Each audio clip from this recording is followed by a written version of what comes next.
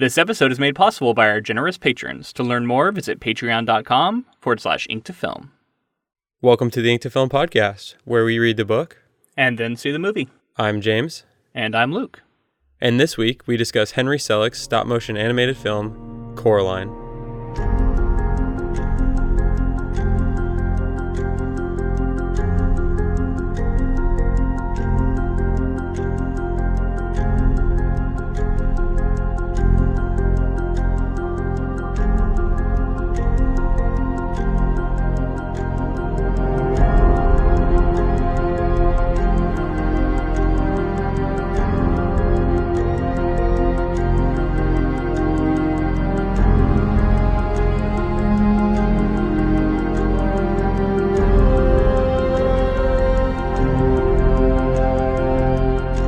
I'm really glad that in this podcast we were able to touch on the studio Laika, because it's been kind of a dream of mine for a while to work for this studio. Like this is one where I go to their website and I keep an eye out for job postings and things like that. So, because I really just am a huge fan of the craft and what they do over there. That's cool. And they're based like out of Portland or near Portland, right? They're in Oregon at least. Yeah, I think so. I just found that out recently, actually. When Kubo and the Two Strings came out, I found out they're based out of Portland, which is awesome. Yeah, well, yeah, and I know they recently did, or not that recently, but I think earlier this year or last year, they did this big thing in the museum here where they brought the sets out from Coraline and other films they've made, and people were able to like walk around and like look at them up close and all this stuff. And I've had several people reach out to me and tell me how awesome it was and ask me if I went to it. And no, I didn't go to it. Unfortunately, I didn't know about it. Somehow I missed it, even though I was living here in Portland at the time. Big regret, because it sounds like it was really cool. So if they do it again, that's definitely going to be something I want to check out, because it would be awesome. Like people were saying, like they were able to see the garden from Coraline that the father makes, right? Or the other father makes. That whole thing is like on display. I don't know, it must be really cool. That's amazing, yeah. In this coverage of Coraline, we're kind of going to talk about the filmmaker, the process of making this film, and then we're also going to jump into the story, break it down, and compare it to the book that we already covered. Yeah. So do you want to start with general thoughts and just tell me like what your experience was with this material and like Sure. how you felt about it this time? Yeah. So I had seen this movie before, I think only once. I think I saw it in the theater when it came out. And then, so I didn't really remember it that well. Some of it came back as I was watching, and I was like, oh yeah, I do kind of remember this. My general reaction to it is that in some ways it was creepier than the novel, but in other ways, definitely not. And I think what it comes down to is there's a certain kind of Uncanny Valley effect that can happen with this kind of art style and these little sculptures, where I don't know if you know about the Uncanny Valley, but it's this idea that like when you see something that looks very similar to a human but isn't a human, like AI, like robots have this, or like, you know, like motion faces and stuff. They talk about it a lot in like CG. If like something they're trying to get like they're trying to get perfect human look, and it's just not there. It's not quite there. It's in the Uncanny Valley between being and real. It can cause like severe sense of like revulsion from some people. Now, I don't have that. I don't really get that effect ever that I've noticed. But what I do get is like unsettled. And I think there are times where I'm unsettled because of that effect. And then there are other times where, for whatever reason, it doesn't hit me that way, and it just looks beautiful and stunning, and I'm just like in love with the way it looks. But I know that there are some people who can't watch this movie or don't like to watch this movie for that effect. I think it looks too weird for them, and they can't like get on board with it. So like I can understand that thing, but like I said, I feel like I'm like borderline that, but I end up being able to just appreciate it and think it's stunning instead of have that kind of weird effect. But it does make it creepy in a certain way for me too, though, like because of that effect. I think, I don't know. That sort of like skip lag type thing that you can see sometimes in like maybe a little jump or something like that. For me with stop motion, normally it's kind of tough to detect if it's there, at least for me. Like I'm unless I'm really thinking about it, it's kind of sometimes it's hard to detect it there. But when I do notice it in any way, what I kind of come back around to is just the idea that like someone like a human was articulating these things, and like that's part of the art there is like the almost like imperfection. Oh, this movie's like nearly perfect as far as that's concerned. Like there's not anything blatant, but it's like any of those little hiccups or anything like that, like that's I think it just adds a lot to it, and I think it adds a lot to the story. I think it was very smart and interesting to make Coraline a stop motion animated film, because, like you said, it does kind of give you this sense of it doesn't feel like a cartoon. It doesn't feel like you're watching a cartoon, but it also doesn't. It's not real. It's not like like a live action. But there's a performance to it. It's very interesting. In a meta way, it's interesting too, because in the story that we read by Neil Gaiman, Coraline travels through a door and enters a world that's been constructed for her by her mother, and a similar thing happens in the movie, obviously. But when I say meta, I mean that it's like one layer further out to the real world of us, right? And then we kind of pass through the door of film into this constructed world that then has a world within a world. I don't know. It's kind of like Inception. Yeah. Coraline Inception. I don't know. I absolutely love stop motion animation and seek it out whenever I can. And I try to support it whenever a movie comes out that has it in it. But I have a question for you. How much of this movie do you think was stop motion animated? How much of it do you think was real? How much of it do you think was augmented by CG? I don't know. I mean, I guess I thought it was 100% stop motion. That was because I think every scene.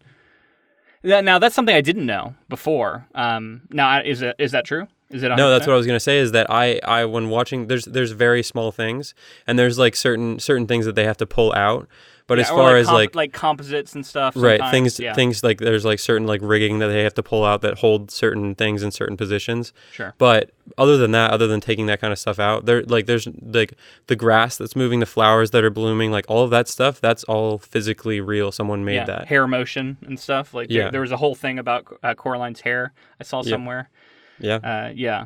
Yeah, that's so cool, and I was really appreciating it on that level, because I had it in this, like, I don't think I saw it in the theater, so I couldn't pick out the details as well as I could on like a big screen HD, I guess.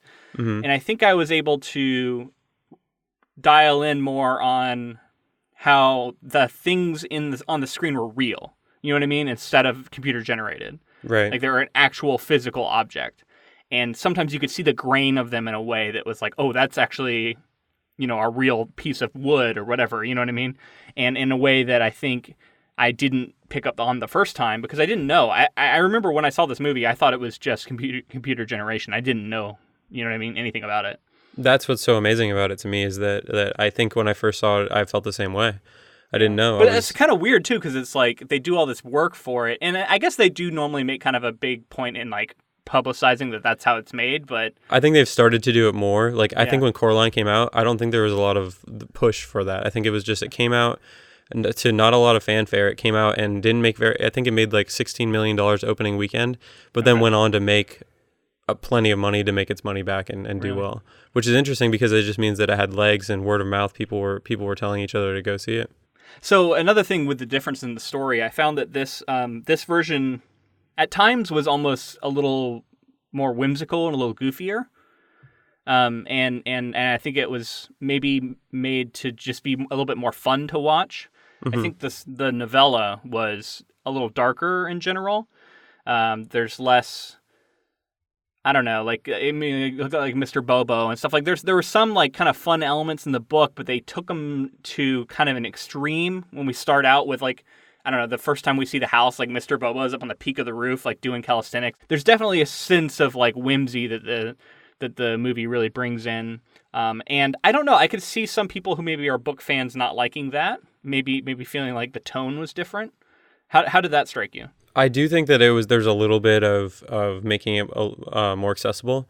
But at the same time, I don't think that they pulled any sort of like punch. I think it was still pretty dark for what it was for a kids movie or for what they were trying to do. Like, is there an example of something that you can think of? Well, not really. More that's like a content or something. That's not what I'm talking about as much as like, I don't know, like tone. Like, I think the book, because we're supposed to see Coraline's real life as existing in the real world, Neil Gaiman approached writing it in a certain way, whereas in the movie, it kind of knows that it's all this kind of stop motion, fantasy, almost like fantasy, even from the beginning. So when she goes to the house at the beginning, like things are kind of a little bit beyond the pale, right? Like unrealistic. You got the Mr. Bobo who has his proportions are just ridiculous, right? Like he's a giant barrel with like tiny spindly arms, and he's got this giant mustache. It's over the top. Whereas in the book, it was like, this is real world England, and then you go through a door, and maybe there's some hints of some weird stuff going on, but it wasn't until she goes through the door to where she hits that fantasy world. So I guess in that sense, I'm saying that the tone, especially of the scenes where she's in the quote unquote real world, like if it was like live action and then she passed through the door and became the puppet, like that would have been like a whole different movie, a whole different kind of movie. So, but like maybe more in line with how the book is. I don't know. Yeah, I didn't really think of that, but I think you're right there. I think that it felt like he was writing for the real world, and this is like a fantasy, and I don't necessarily know if I like one more than the other. Yeah.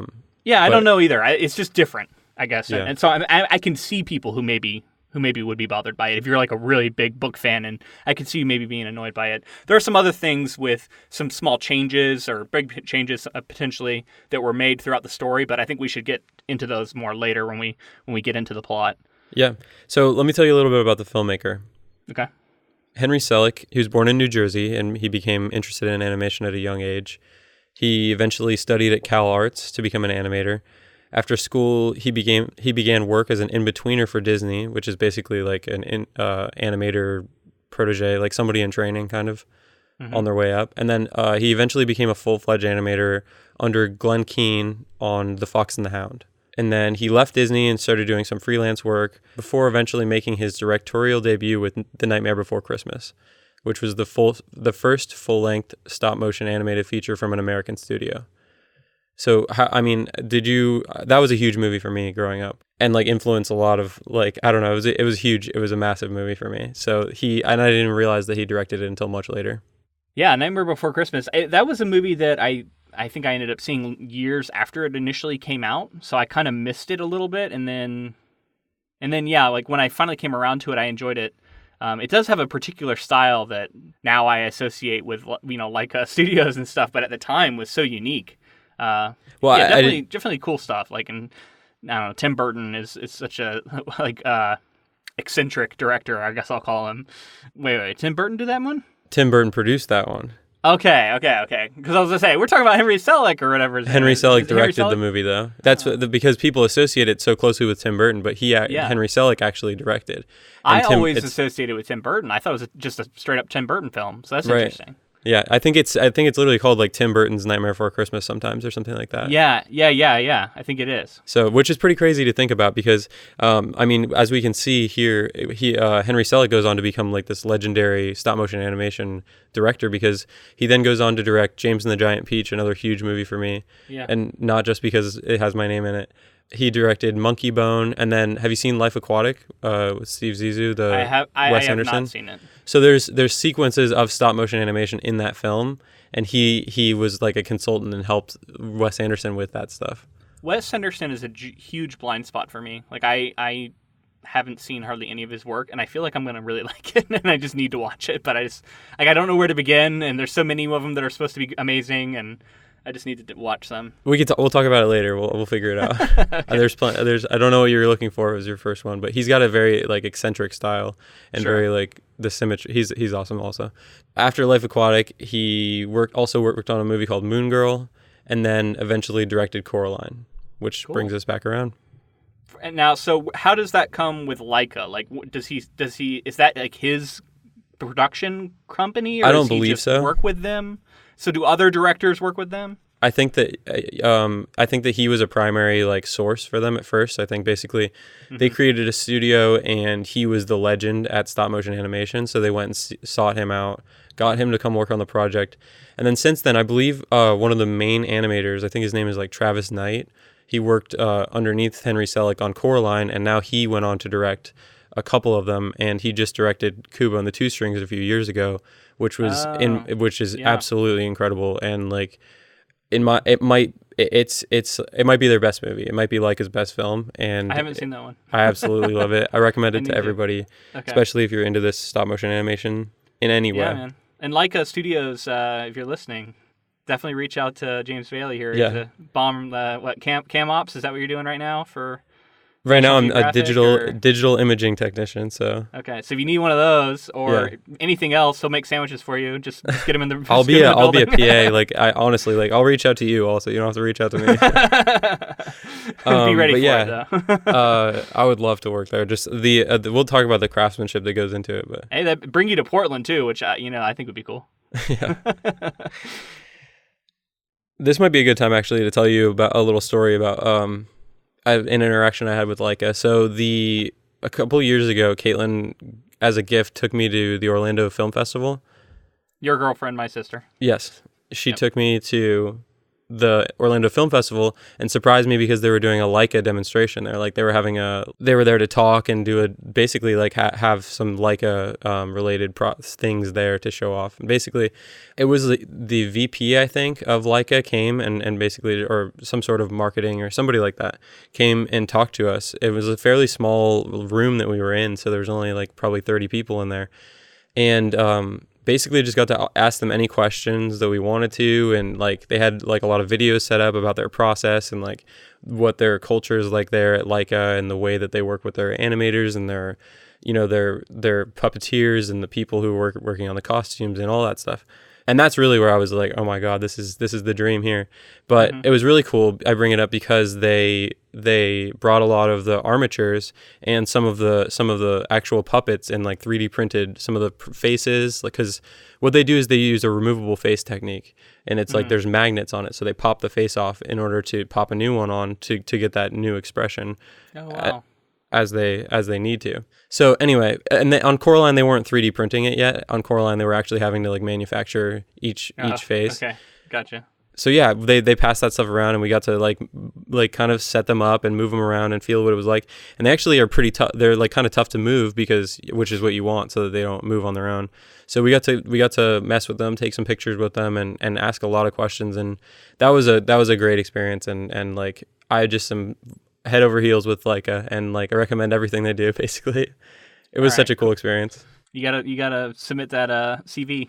Yeah, well, I gotta wait for the position. I've looked at like a decent amount of times to see those positions. Submit one every month or so. Submit one for like a CG animator, and they're like, "You can do it," and I'm like, I can do it. Just get me in the door. I'll do anything. Yeah. So I did want to mention that we talked about a second ago. Coraline is, from what I understand, nearly 100%. Physically made, and as time has gone on, they've started to use something called stop motion and then like some forms of go motion, and then also incorporate like CG and green screen on like Kubo. But they're still basically, for the most part, they're still building everything, making everything, and it's still huge. It's still basically the same thing, but they're just kind of taking it to the next level. That's cool. Yeah, there's a couple of times where like I could tell that the background was actually a painting. But I don't find those things. I don't find it like bad. I don't feel like it breaks immersion for me. Because first off, I don't think I would have noticed it the first time because I would be too caught up in the story. It's only because I'm looking for it. And then second off, like I just think it's cool as someone who appreciates the way they made this film, right? Absolutely, yeah. I mean, it blows my mind. Like, it's a miracle that these films were even made because of the.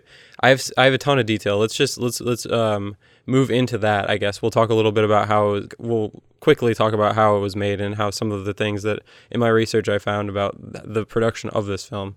So the first like kind of group of the department that I wanted to talk about is like the rigging department that I mentioned, because they're able to basically set up a series of pulleys and like wrap around things that are connected to anything really. Like if they need like clothing to blow a certain way, or they need something to fly through the air like a bird, or some like there was a moment where there's like this cloth that turns into some mice that are like floating around. And at the end, if you watch through the credits at the very, very end, they actually had like a little like 5-second clip of all of it moving around and like closing and opening with all of this. I did see that. I fast forwarded because I was just like, because I was able to do that. I was able to go forward and see if there was going to be anything at the end, because I noticed they had like little mice hopping in and out of the frame and stuff. And yeah, at the very end, there is that little thing. I didn't really know what the story was behind it though. So that was like specifically done to show off that technique, or? I think that's what they were just trying to show, like the amount. I mean, there's so many, like there's like 100 strings that are all attached to different little parts of it in order to manipulate it within a space. And because it's like you have to get 24 like pictures of movement for every second of film. So it's like they had to take 24 pictures every second of film. So it's that's just for that's the 24 frames people talk about, you mean? Right. And that's just like unbelievable to me that the like if you sneeze and like knock some stuff over, you have to reshoot the entire scene. I think. Yeah, I mean, I don't that. really know exactly how that would work, but it just like that's the kind of it's probably not going to fall over from a sneeze because you, like you said, it's tough to move. But yeah, I know what you mean. Don't bump the table. Right. Basically, there's just I heard one of the like lead puppeteers kind of talk about the process of what goes into making a character and the time period that goes into it. Basically, from start to finish, to get their first like edition of one of the puppets takes 6 months. So it's from development to making the armature to making the. Basically, I think the process that she said it goes through is it starts with a sculpt of the actual character, and then it goes to a mold department that takes that sculpt, molds it, and then from there creates the pieces that will go onto an armature. And then they have to engineer an armature that's going to move in the specific directions that they need that character. So like Mr. Bobo is going to move in a different kind of way than like Coraline because of how lanky and like different his body is. So they have to engineer each and every puppet.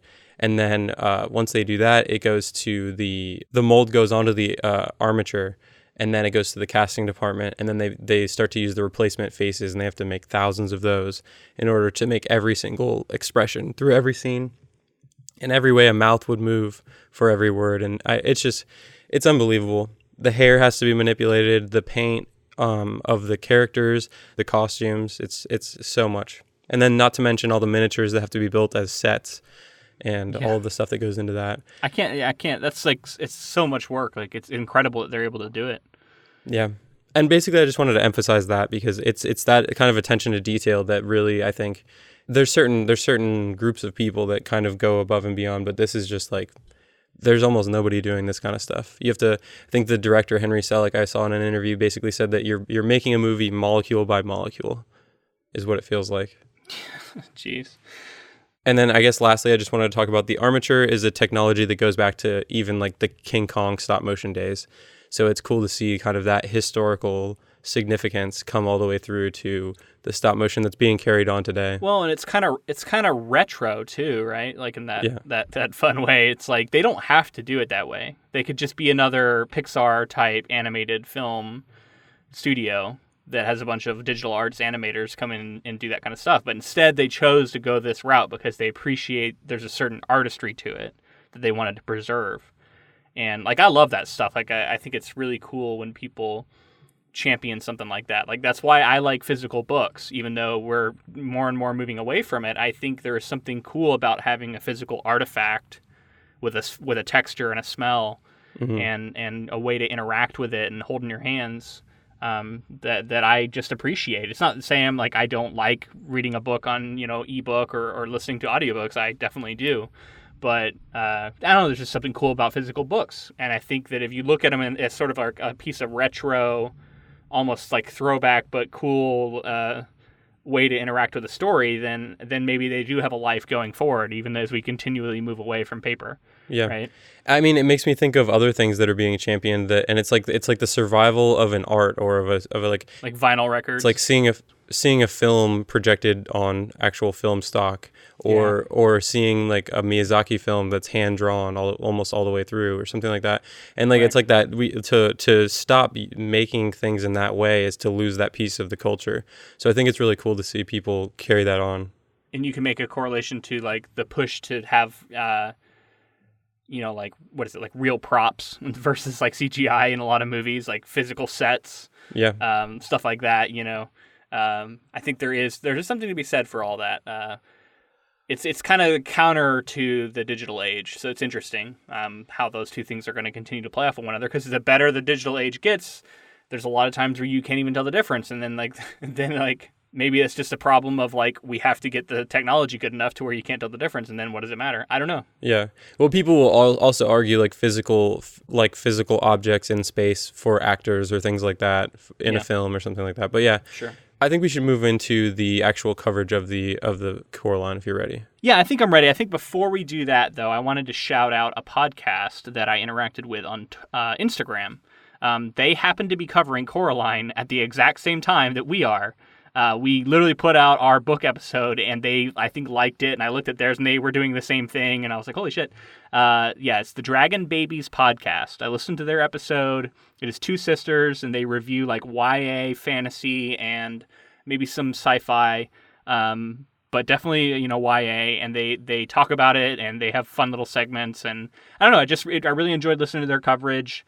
They're going to do a shout out for us. We're shouting them out on ours. So give them a listen if that sounds cool to you. And we might continue to do this going forward, feature some other podcasts, especially literary podcasts that we come across maybe do a little exchange of promos. So pay attention for that just in case. But Dragon Babies podcast. I think it's available on iTunes and wherever you find podcasts.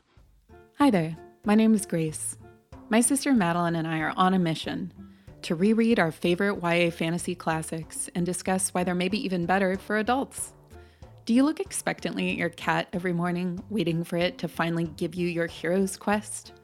Long for a dragon to battle or raise or keep house and cook for? Realize that a majority of your formative memories revolve around reading. If any of this resonates, you'll probably enjoy our podcast, Dragon Babies.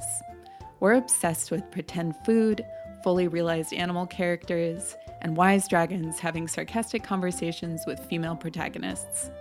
Authors we've covered include Ursula K. Le Guin, Tamara Pierce, Terry Pratchett, Diana Wynne Jones, Garth Nix, Robin McKinley, and many more. You can find Dragon Babies on your favorite podcast app or at dragonbabiespodcast.com. So we put it up to a vote, and our next project has been decided on by our patrons. Yeah, it's going to be All You Need Is Kill by Hiroshi Sakurazaka, if I'm saying that correctly, which I hope I am. So you might know that better as Edge of Tomorrow, which is like a Tom Cruise sci-fi, Emily Blunt, I think, movie that came out a few years ago. We're going to be covering that novel, I think, over 2 episodes, and then we're going to cover the movie. So if you're a fan of that, definitely stick around and check it out. Especially if you've seen the movie but haven't read the book and you're just curious about it, definitely give our episode a listen, and we'll give you a taste of it. Yeah, I've heard good things about the book too, so I'm excited. I'm excited to get into that, and I like the movie, so looking forward to it. All right, let's get back into Coraline, though. All right, let's get into the meat of it here. So basically, I'm just going to run through some stuff, and you stop me whenever there's something that you wanted to jump in and say. So the first thing we should talk about right off the bat is that intro sequence. And do you think that there's a meaning to it there? Do you think that they're giving us early kind of inklings of what's going to go on throughout the movie? I absolutely think there's a meaning. I mean, I think this is a scene that happens essentially. That's the other mother making the Coraline doll that's going to go and spy on Coraline, and she's casting it out. Is she making it like 100 years ago or whatever? Like they were saying, like it's very old. I don't know. Now there is, but the thing is, there's also kind of a game being played by the filmmaker because the audience doesn't know unless you've read the book. But even then, you don't know what's going on, and you think like, is this actually Coraline? Because she kind of looks like a doll. You know what I mean? Like in normal quote unquote real life. So you don't know, and like you don't know what those spindly hands are. Is it just something creepy? It's being played during the credits, so you could be forgiven for thinking it's like an artistic choice rather than a scene that's actually occurring. So yeah, there's some games being played there, but I think by the end of the film we realize that was the other mother because we see her have those hands, and that was her making her little spy doll. Which is just cool. Like I don't know, and it also kind of introduces the texture of the world. We get these close-ups of her, attaching hair, and there's a nice symmetry with that and how Laika makes their movies, right? Absolutely, yeah. I can't speak enough about it, but it's incredible to think they were able to basically film their process of creating a doll in some certain kind of way. So I thought that was really cool. It's a doll making a doll. Yeah, it really is. when we first see the doll come in, it's not Coraline, it's a different girl. And then she takes it apart and then flips it inside out and then makes it Coraline, You're which right. is basically like what she's just taking these children that she sews buttons to, and then using them for life force or whatever, eating them or whatever she's supposedly doing with them, and then moving on to the next one and kind of keeping them in that mirror world as spirits or whatever. And there's just this like chorus of, it almost sounds like children singing to the soundtrack. And this comes up multiple times that I found so cool. Like it's creepy, it's atmospheric.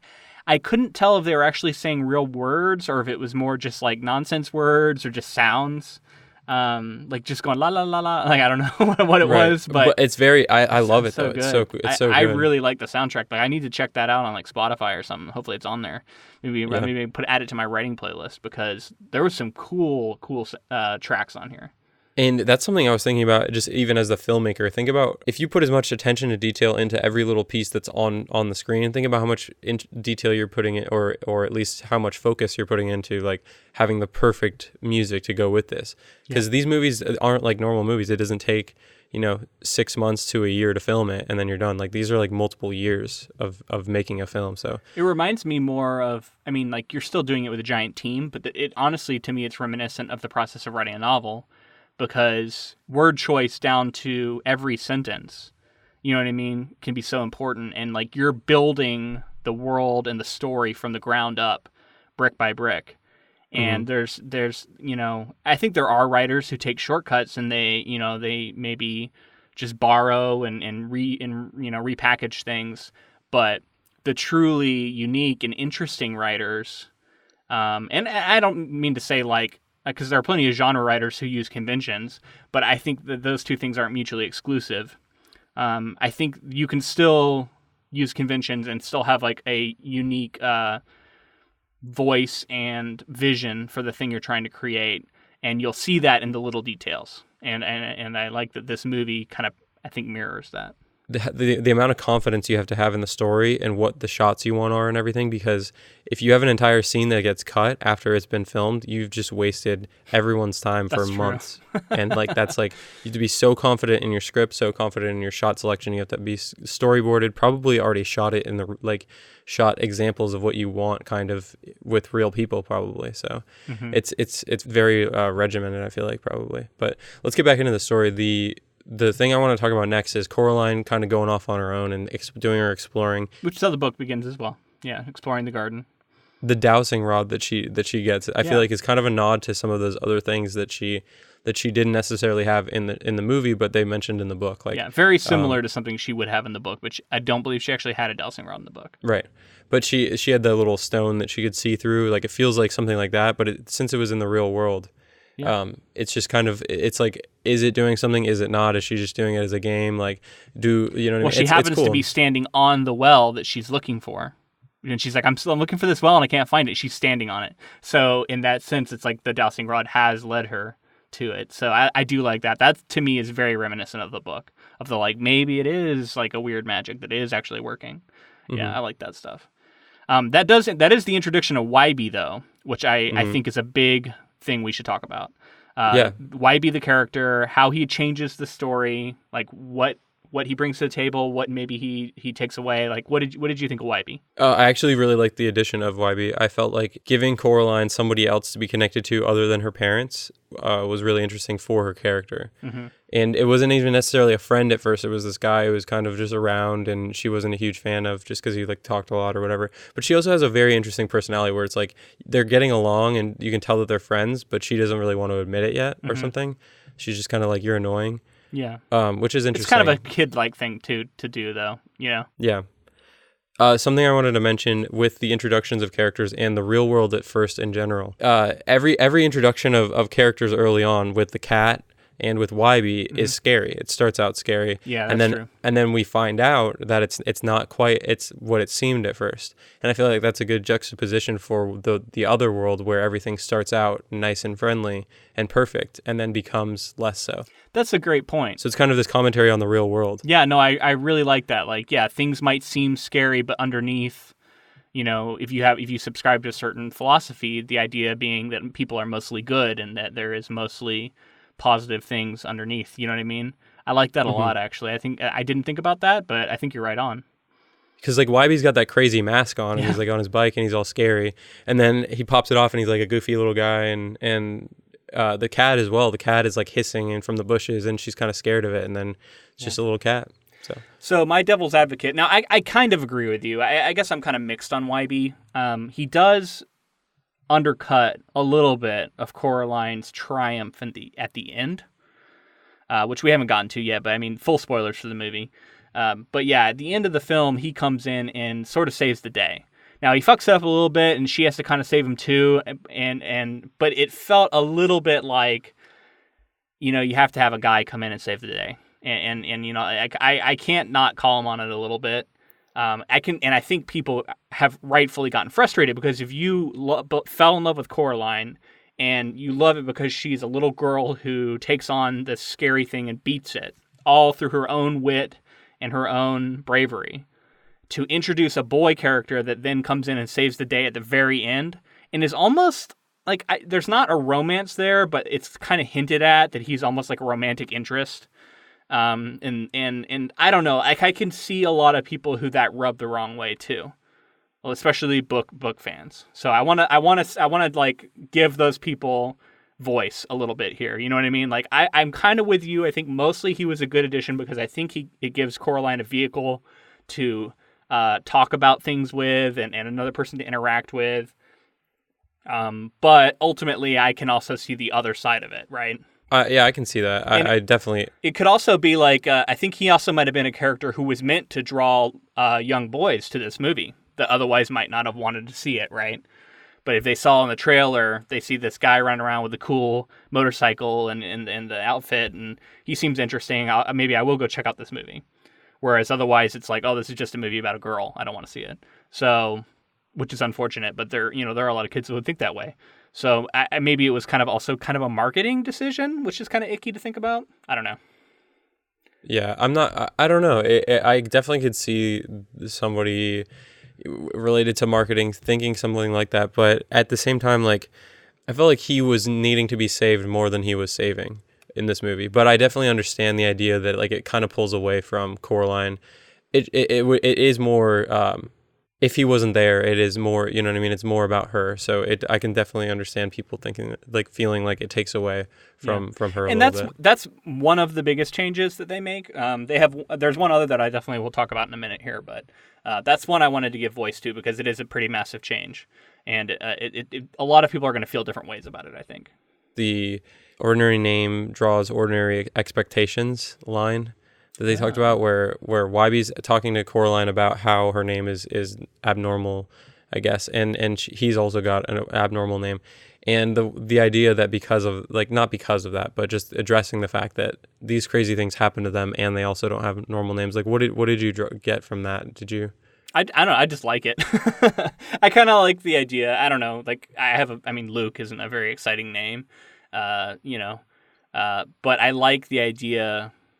Like, if I ever did have a kid, I think I would consider, like, maybe not a crazy, like, celebrity, bonkers name, but something, like, maybe just a little unusual. I think there is something kind of cool. Like, just like Albus Dumbledore or something? Yeah, something kind of, yeah. I'll just name him Dumbledore. First name Dumbledore, last name Gandalf. Yeah. And Elliot. Middle name Gandalf. There we go. But, yeah, no, you know what I mean. Like, not something they're necessarily, and they might get a little bit, you never know what kids are going to tease other kids about, but I do think there's something kind of cool about having a unique name. I think that anything that can make you stand out in this world can be like a two-sided thing, right? Like, yeah, you might get picked on for it, but it also might make you feel more unique in a world where sometimes it can be hard to feel that way. There's a shot at the end of the scene where Coraline drops the stone into the well, and I just wanted to address this this scene transition that happens. Her head is turned sideways, and the rain starts as she drops the stone. And the background slowly fades and the camera's tilting or rotating back up as she is as well. And when she stands up, she's in the kitchen looking out the window with the rain. Rather than the rain falling on her, the rain is streaking down the window. And that's the kind of thing that, like, with the proper planning, you can have just like awesome scene transitions like that. And I think that adds so much to a scene rather than just having like a cut. being like, "This is the last thing." I And did. then cut I to the did. next. I did have a note early where I said like, if everybody keeps walking around with their necks like this, they're all gonna have a lot of pain when they get older. Like everybody's fucking neck is cricked to the side at all times. It seems like Wybie is like constantly like that, and then Coraline does it, and the cat does it, and then At the end, they all do it together too. they're all Yeah, doing that's it funny. together. Yeah, yeah. It made my neck hurt just looking at it. I like the transition. It was really cool. No, that was cool, and there was a lot of that, like kind of smart transitions and stuff. Mm-hmm. So let's talk about the parents, because the next thing is the parents, and I feel like the parents are rough in this movie. That like, was tough. that was my next thing. That is a big change. In my opinion, the parents. Yeah, let me hear your take on it. Well, I just felt like whereas she was supposed to feel ignored, they like resented her. It felt like in the movie, like they were like wish they didn't have her a little bit, which like I guess adds a little more drama to her character. Well, I don't think they actually did, but they were portrayed that way. Like they were portrayed as being awful, like just so like neglectful of her. Not just like, oh, I'm busy. Hey, you're gonna have to find your own thing to entertain yourself. It was like, stop annoying me, Coraline. Yeah. Coraline. Well, I would also say it's also it was more the mom than the dad, but both of them were pretty rough. Yeah, you're right. It was more the mom, and they soften it at the end. She brings her the gloves, so I feel like that they were trying to display that like the parents go on a journey too, and maybe even though they don't remember what happened, maybe they're closer to their daughter at the end of this. But it does change a little bit of kind of the theme of the story, right? To have sort of actual awful parents versus having a kid who maybe doesn't understand why their parents are the way they are. And so then it's more about like a child who needs to recognize some of the realities of the real world and how you can't always play with your kids and how, adults have to do certain things to survive and to make it work for their family. And you have to understand that. So there's like some good themes there for that. Whereas this movie's more like parents just don't understand. And in fact, they're all terrible. And then you have to save them. And then at the end, maybe they're not so bad.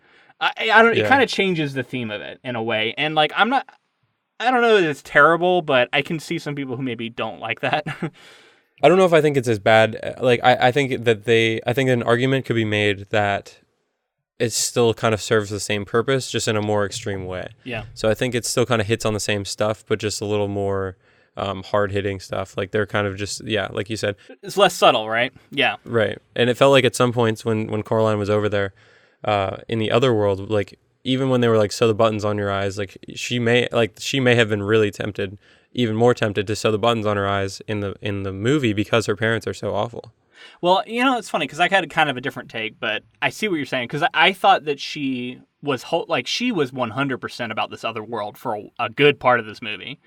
Right. And it was only when they brought out the buttons and she was threatened with like a needle through the eyelid or however they'd sew it on. That she was like, oh, I don't like this at all. And like up until that point, she had been so on board with everything. And that is a big change too, because I felt like in the book, she initially thought it was kind of cool and then was constantly thinking like, this is creepy, this is weird, this is unusual, I don't know how I feel about this. And then when it came down to the buttons, that was like the last straw. But in the movie, it felt much more like she was ready to just move into the new world up until the buttons got pulled out. Like because and I think they set that up because the parents are so awful and her life is so boring on the other side, right?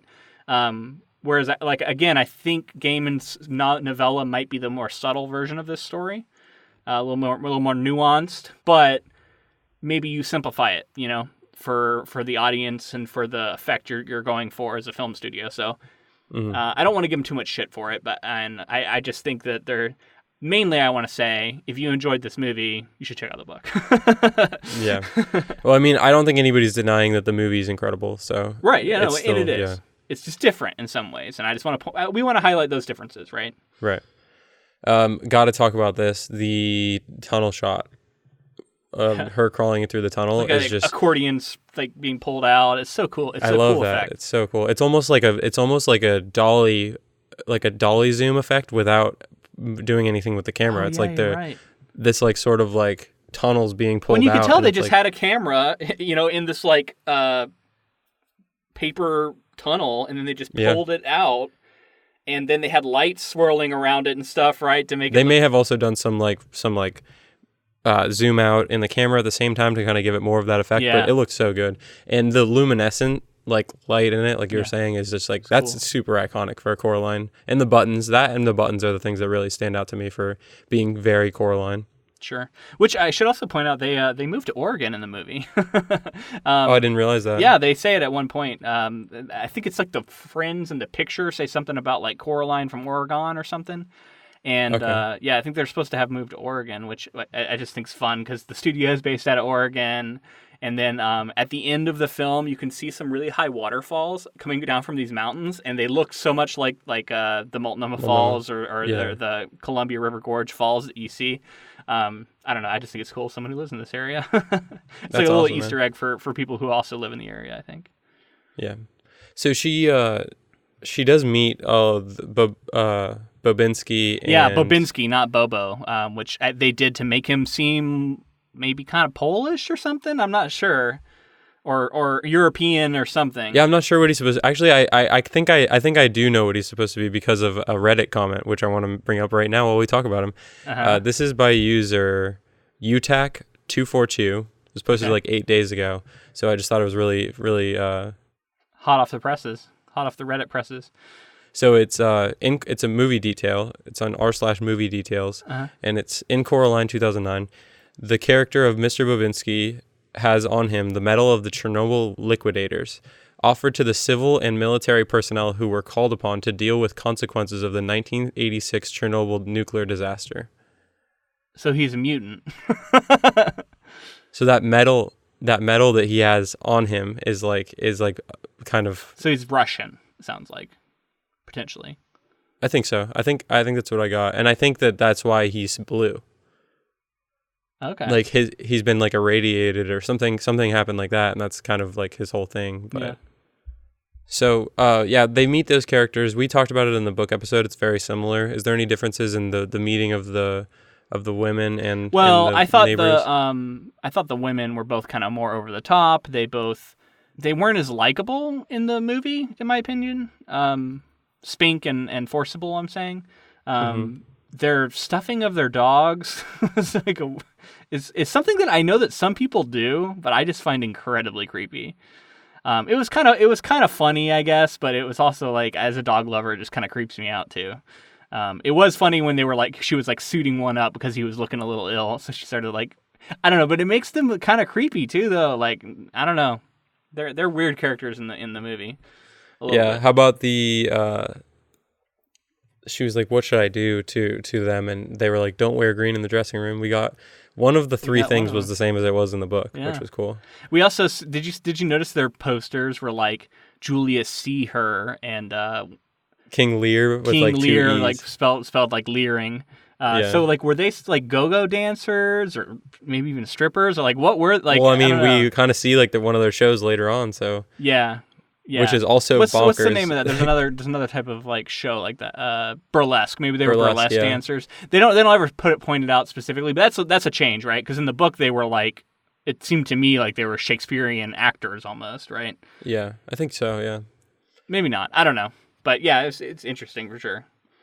So we learned that Wybie has never entered the Pink Palace because his grandmother's sister went missing, and the doll that he found that looks like Coraline is very old. What did you think about this change? I mean, it's all built into Wybie and like having him have a backstory. Yeah, and which I think it yeah. is cool to have a neighbor who's like sister went missing and she's one of the spirits. Like I think that's a cool way to link everything. Yeah, but I mean, like the neighbor could have been another girl. Yeah, I mean, yeah, you're right. But I mean, I don't know. I don't want to harp on that too much. But yes, you're right. I think it is kind of a cool idea, and it keeps everything insulated, and it gives it a nice it gives it a nice like meta story that's going on with this like old cold case almost of the grandmother's sister who went missing, and ties it all into what's happening now. So yeah, I like that. Around here, she goes through the tunnel again, and we get her seeing her dad and We got to talk about the dad. He's a pumpkin man in this, and instead of like a weird, what was he, like a slug or thing? I don't something know. crazy. But he the scene there were two scenes. There's the one of him being played by the piano, and then there's the other one of him on the mantis. that I thought were both brilliantly done, because they both, while sort of fun and whimsical, are saying something else, right? Yeah, definitely. He's being controlled by the piano, not the other way around. He's not playing the piano, he's being played, and that shows his relationship with the other mother, right? And then the praying mantis vehicle that he takes her around in, I think you don't pick an insect like that up by accident, right? Famous for the female praying mantis eating the male. Right. So I think there's a lot of symbolic stuff being said about like what is going on with this relationship. And we know like cool. the hands are like trying to stop him from saying things sometimes. Yeah, that happens later, and then that's really like like that's shown like they are instruments of the other mother, really. Mm-hmm. So yeah, I mean, you mentioned it. The garden scene is insane, and it's just like I felt like that was just the studio showing off almost, but it's cool. It's like definitely an iconic moment.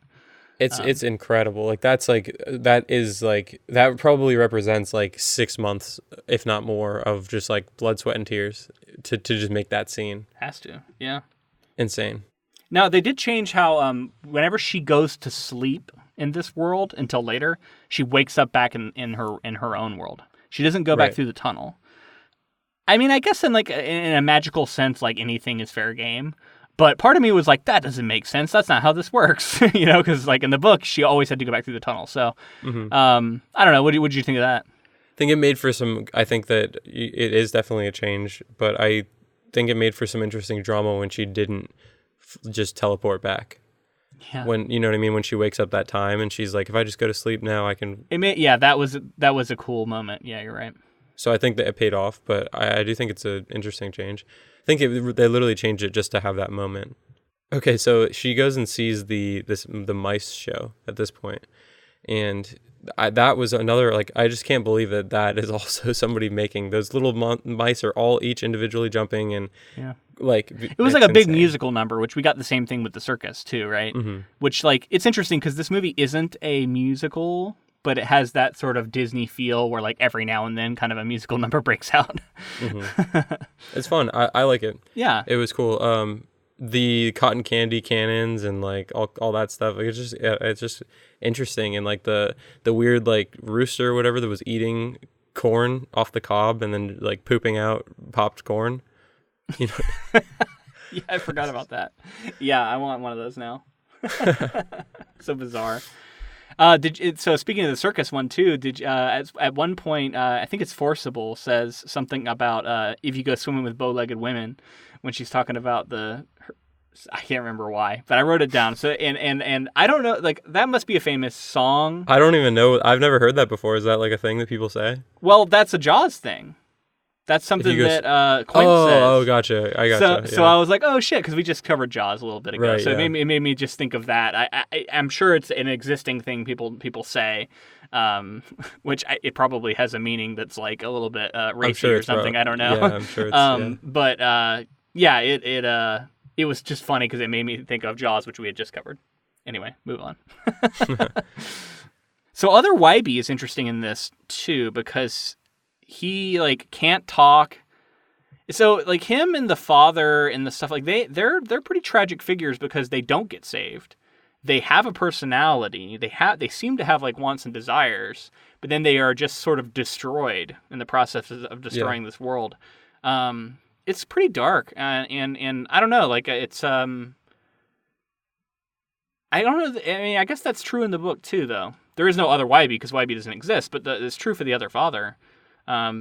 It's interesting. I guess it's like if you're a kid, maybe you don't think about it, but like as an adult, I see them as sort of almost other victims and like casualties of the other mother, or the beldam, which she is called in the movie as well. So the thing about what you were just talking about with other Wybie and other father, what do you think is it? Because she created them. She could have created them to where they had no autonomy. Yeah. And instead they decided like they is it their connection to Coraline, or like because they were created in the exact image of the father or of Wybie, since they were since they loved, or I mean, I don't know if Wybie loves her, but do you think that was just like inherently they were going to be trying to help her no matter what, or what do you think that was? I think there's two things you could look at. Yeah, like one could be that she's making them to be like a existing person, and in crafting them in their image, some of that carries over.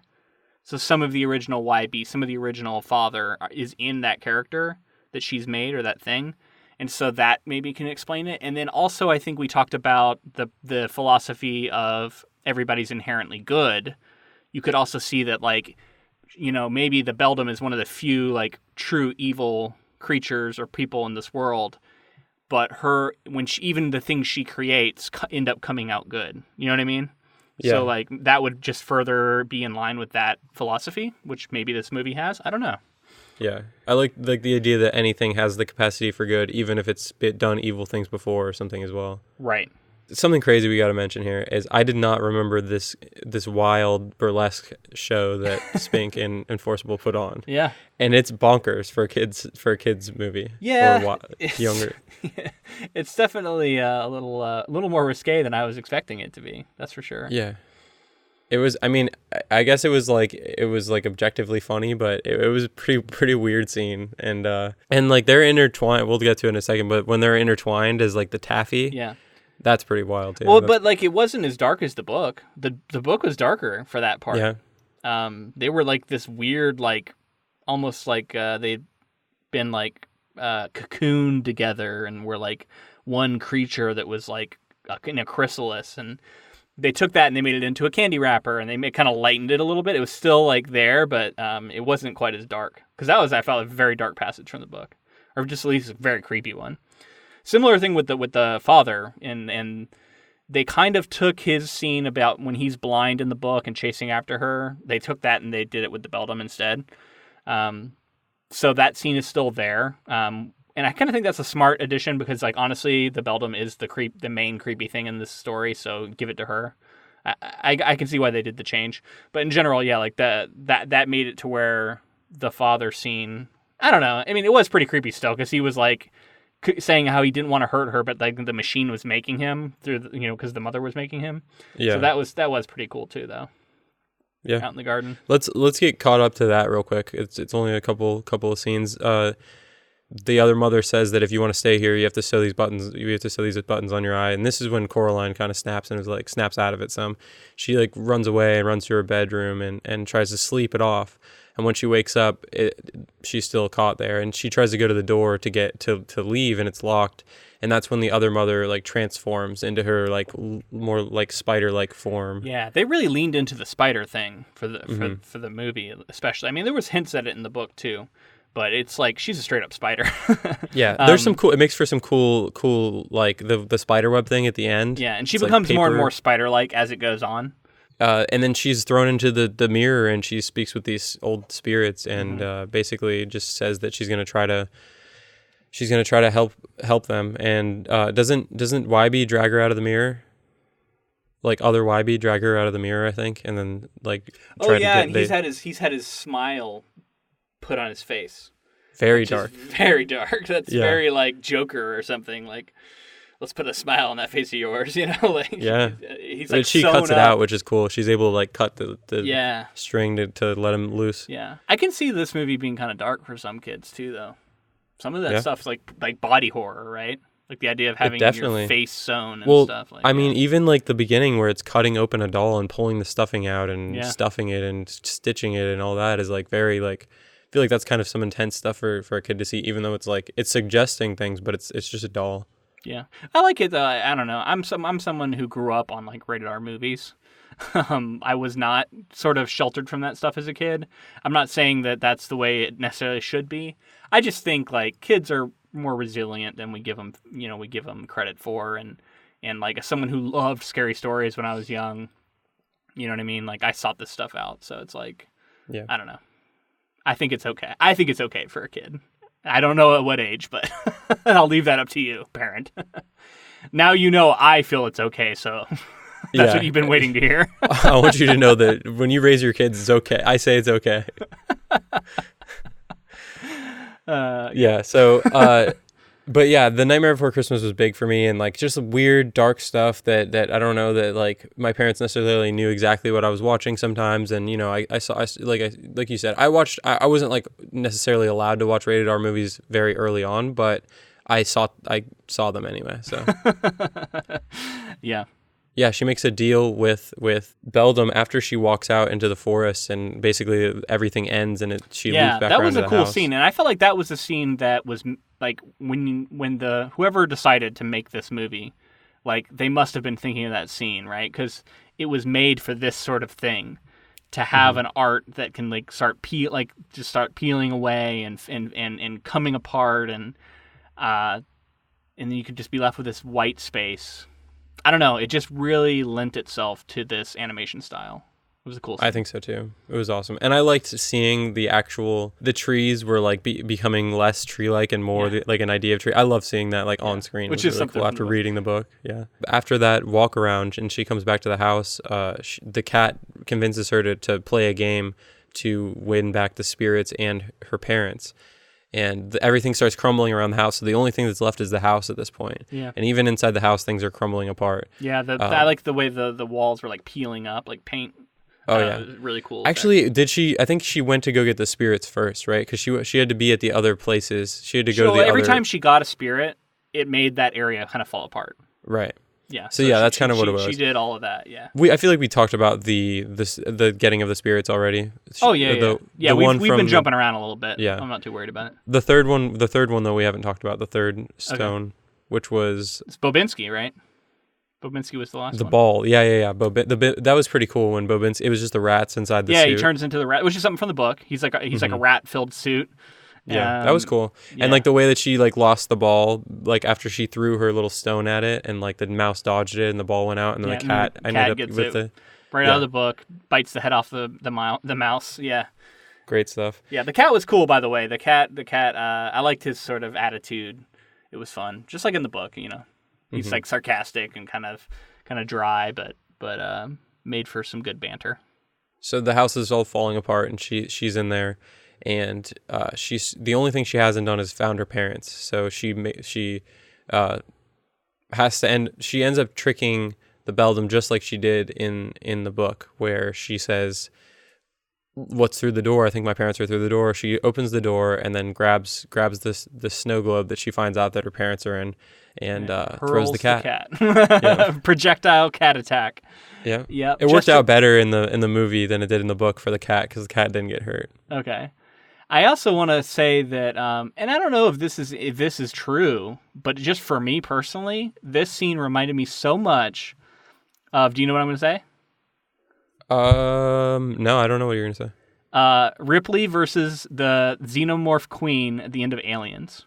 Okay, yeah, I see. Can you see it? Because she had a certain xenomorph look to her, with like her elongated head and her like spindly arms, and then the way she's trying to get to the door while being pulled down.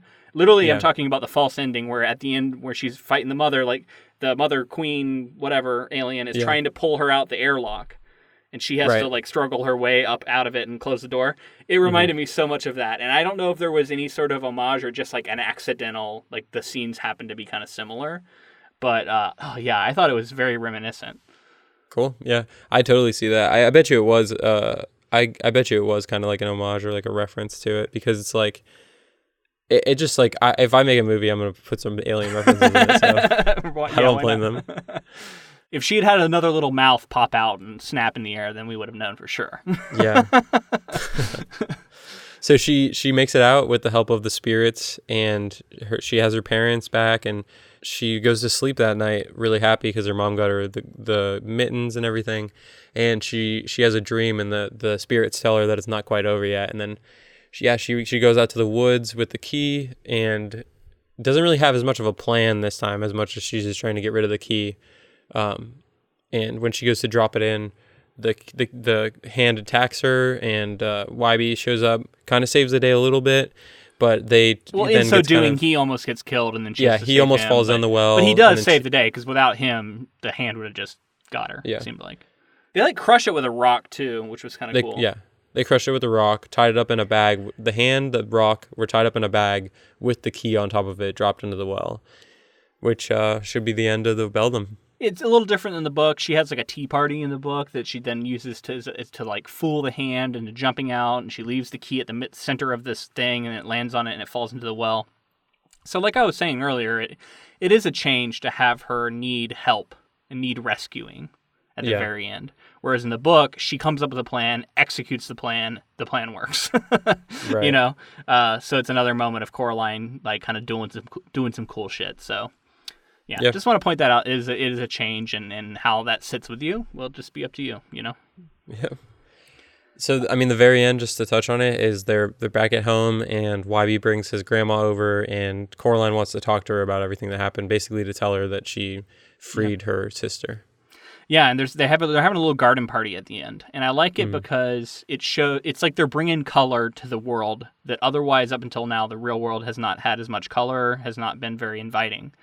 And through this like planting of the tulips or whatever they're doing, Coraline has like took the impetus to make everybody kind of get to know each other. It seems like everybody's like more friendly now, and they're adding color to the world through the gardening, which is interesting too because they're planting stuff, whereas like all along it's been about compost and decay, which is like kind of gross and like the opposite of like inviting. And so like to shift it and have it be more about growing and have it be more about color. I don't know. I think they're trying to make you feel a certain way in doing that, right? Like feel like more positive, like things are on the right path. And I mean, I like the idea that like there's going to be as a lesson for kids, and I think we talked about this maybe in the book as well, but just the idea of peaks and valleys in life. So it's like you might be going through a rough time with your family. Everything might seem bleak and gray, like the world looked to Coraline.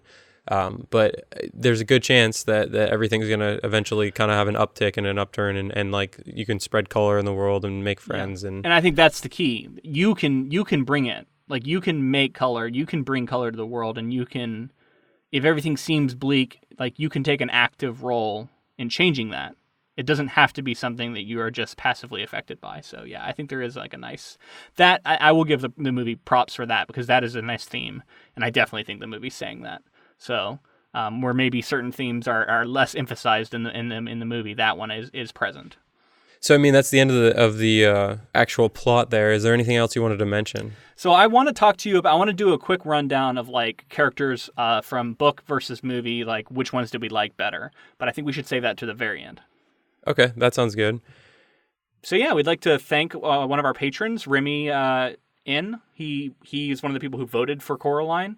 And hopefully he enjoyed this coverage. And yeah, just thank you for being a patron. If you want to learn more about how to become a patron and what we're offering, go to patreon.com/Ink2Film. Also, if you want to get in contact with Ink2Film in any way, we're on Facebook, Twitter, and Instagram, all of those at Ink2Film. And we're active on there, so anything you send our way, we will see. And also, if you want to send any sort of feedback on the episode, you can send that to ink2film@gmail.com. Yeah, and we'd love to see it. We love hearing from our listeners. And if you are willing to support us in a way that doesn't involve any money at all, we are at 41 as of recording this reviews, and I'm really hoping to get to 50. That's just like a little goal I set a while ago.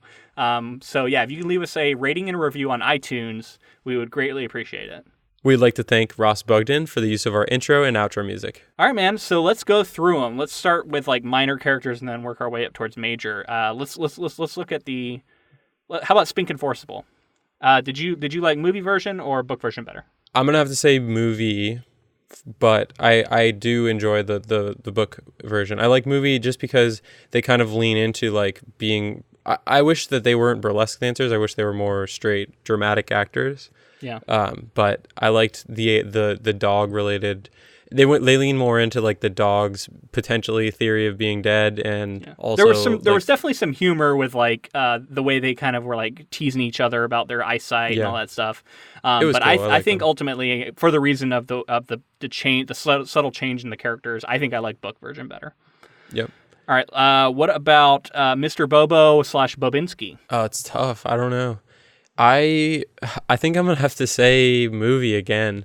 I just really enjoy it. I do think that you talked about it earlier, just the idea, like I like how they made these characters like proportionately weird, and just like I think that all that stuff's cool because it really stylizes this project.